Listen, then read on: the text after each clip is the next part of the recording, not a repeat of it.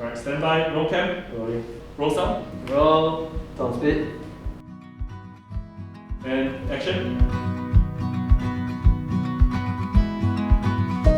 Sometimes not understanding what I was learning, juggling my own life outside of school because I was financially independent. My little brother here is actually autistic. Sometimes I just want to punch the wall just handling him, right? Some of the challenges that I face as a student is being organized. Having no background in whatever that I was studying, it was just very challenging, and as well as having more faith in myself when I get my assignments done. To do well in school, and also to make sure that my parents are always proud of me, and also time management as well. My mum is no longer with me, which is she passed away about a year ago. Ever since she left, I have to work after school to support myself, my brother and my niece. Basically, I try to have a strong support circle outside of school. I study easier outside of my home, so at times I go out to McDonald's to properly focus on my revision. So basically, when a problem happens, I detach myself emotionally so as to tackle them, categorize what I can do, what is in my control, what is not in my control, tackle what I can, and what I can't, I will have to seek for help.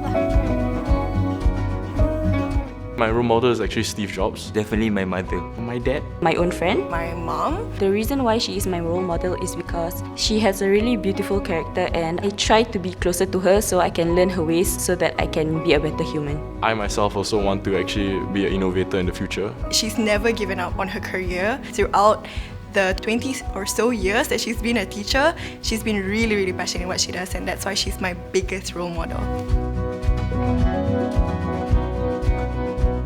It's a mentality, and it's a gift that you get from overcoming a lot of challenges. Even though there are 1,000 reasons or 1 million reasons for you to give up, you actually find that one reason to continue doing your best in whatever you do. Basically, to bounce back from any hard situation you go through. And when you bounce back, you improve as a person. As a student is to always push through every single doubt that has been thrown at you. Keep up to what you think is best for yourself. Go against all these doubts, yeah. It's a pursuit of academic knowledge that one has or has instilled since young that will actually help him in the future. It helps us to think further ahead for the future, so we are very well prepared to overcome what's coming. Lifelong learning will enable one to rise up to a challenge and learn what we can, like new and in-demand skills to meet the expectations or meet whatever we need in the workforce currently.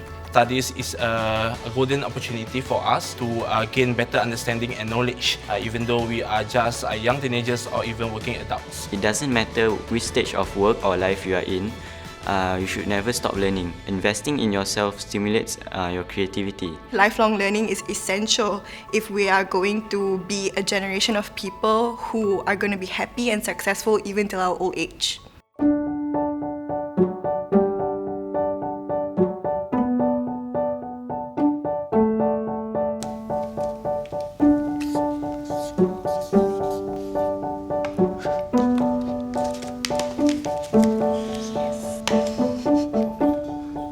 Yours is more interesting. Never do well. Okay, basically the Malays have always been associated with never doing well, you're not good at math, and it's a stigma that I think we should really phase out of.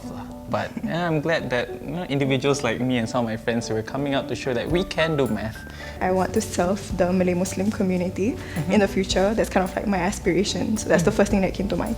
The Muslim community is just, we rely on God too much sometimes. So it may be seen as lazy, but it's not. I think religion also plays a part and actually tells us to be patient and be accepting. Some people will actually look it from a negative side. They also have a drive. It's more of like maybe some setbacks, some adversities in life, but I'm sure eventually they will bounce back and strive for the greater good.